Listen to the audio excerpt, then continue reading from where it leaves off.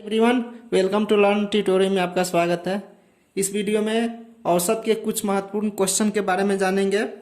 पिछले वीडियो में हमने औसत से रिलेटेड अच्छी तरह से एक्सप्लेन किया था एग्जांपल्स, और उसी से रिलेटेड यह वीडियो है। सो इसको भी देखना बहुत ज़रूरी है, क्योंकि ये नहीं देखेंगे तो अच्छी तरह से समझ में नहीं आएगा। सो चलिए स्टार्ट करते हैं। 5 का प्रथम 80 गुणज का औसत निकालना है। 5 का प्रथम 80 गुणज का औसत। तो गुणज का पिछले वीडियो में हमने बताया था, गुणज मतलब पहाड़ा पढ़ना गुणज होता है ना। तो 5 का 8 गुणज क्या होगा, यानी कि 5 गुने 8 80 हो जा रहा है ना। तो हमारा प्रथम संख्या क्या है 5, और अंतिम संख्या क्या हो जा रहा है 40। तो सूत्र पर लगाएंगे प्रथम संख्या औसत का, प्रथम संख्या प्लस अंतिम संख्या प्लस अंतिम संख्या बटा 2। ठीक है, बिल्कुल शॉर्ट ट्रिक से ऐसे बहुत सारे क्वेश्चंस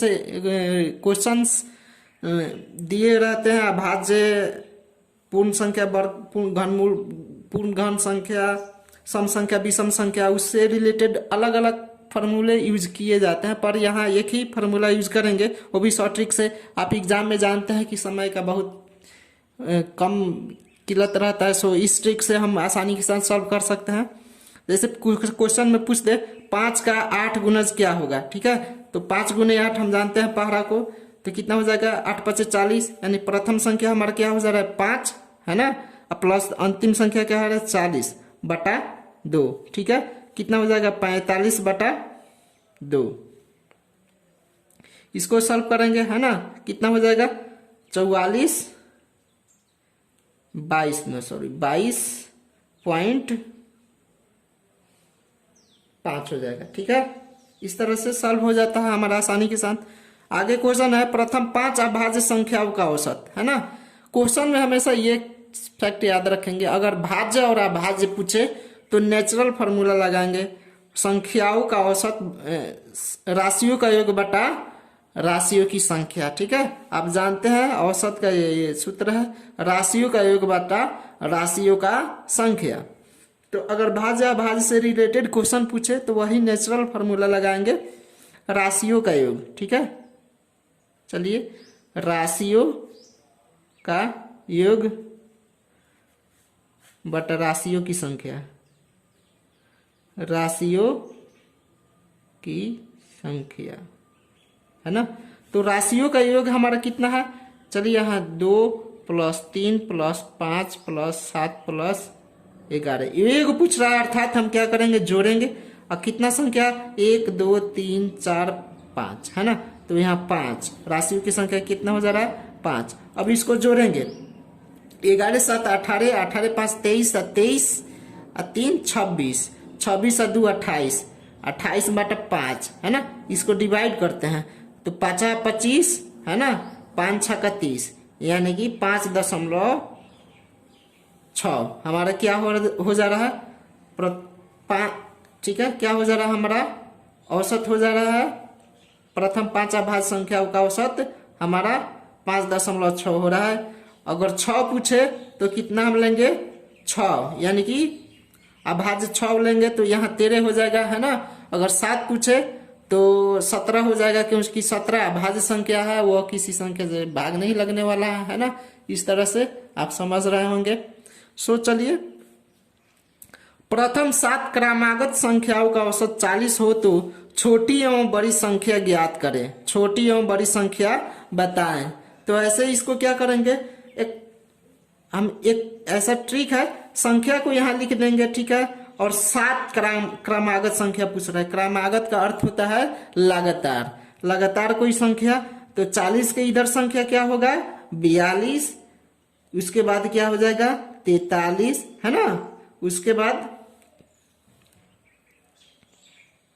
44 है ना। अब इधर में क्या क्या होगा, इधर में हो जाएगा 39 है ना, वो हो जाएगा 38। ठीक है, अब गिनेंगे संख्या टोटल कितना हो रहा है 1 2 3 4 5 6, एक और लेंगे क्या होगा 37। ठीक है, 7 हो गया हमारा प्रथम 7 क्रमागत लगातार संख्या को क्रमागत संख्या कहते हैं। तो 37, 38, 39, 40, 42, 43 और 44 है ना। तो अब देखिए इसमें छोटी संख्या क्या है और बड़ी संख्या। तो इसमें छोटी संख्या हमारा क्या हो रहा है 37, ठीक है। तो 37 हमारा छोटी संख्या है, ठीक है। और सबसे बड़ी संख्या क्या आ रहा है हमारा 44, ठीक है। तो 44 बड़ी संख्या है, बड़ी संख्या,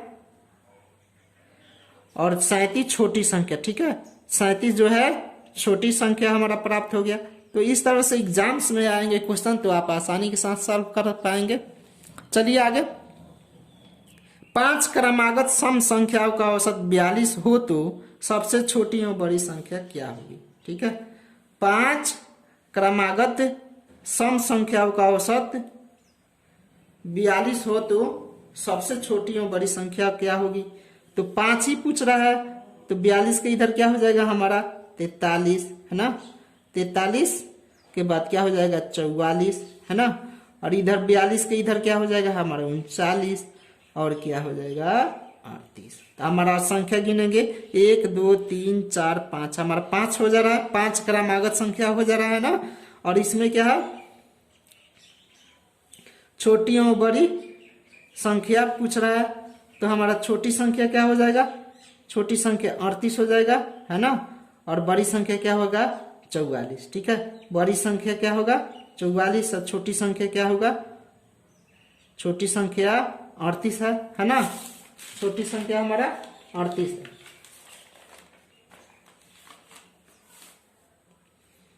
आगे चलिए।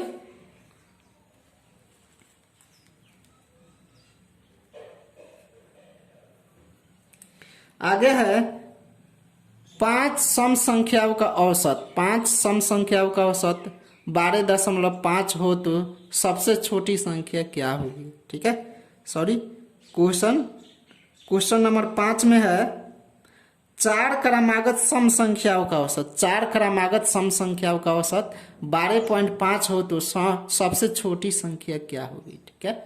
यहाँ तो सबसे पहले हम 5 जाने थे, 7 जाने थे, तो बीच वाली संख्या आसानी के साथ ले लेते थे और हमारा आंसर प्राप्त हो जाता था, ठीक है।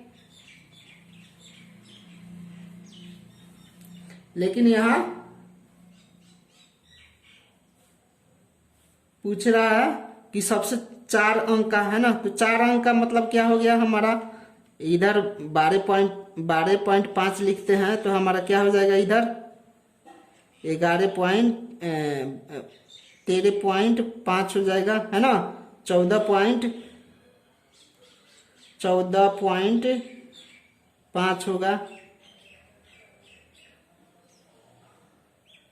और इधर 11.5, है ना। अब हमारा 4 पॉइंट हो रहा है क्वेश्चन, है ना। तो सबसे पहले ये जो है 12.5 है, तो क्या किस के बीच में आ जा रहा है, इधर होगा 9.5, है ना। तो किसके बीच में आ रहा है, इसके बीच में आ रहा है 11.5 और 13.5 के बीच में आ रहा है ना। तो इसमें पूछ रहा है सबसे छोटी संख्या क्या होगी। तो सबसे छोटी संख्या क्या होगा हमारा, इधर में पूछ रहा है तो 9.5 होगा, है ना। और बड़ी संख्या पूछे तो 14.5 होगा। छोटी संख्या ही पूछ रहा है इस क्वेश्चन में, है ना। इस तरह से क्वेश्चन सॉल्व करते हैं अगर एग्जाम्स में आए तो।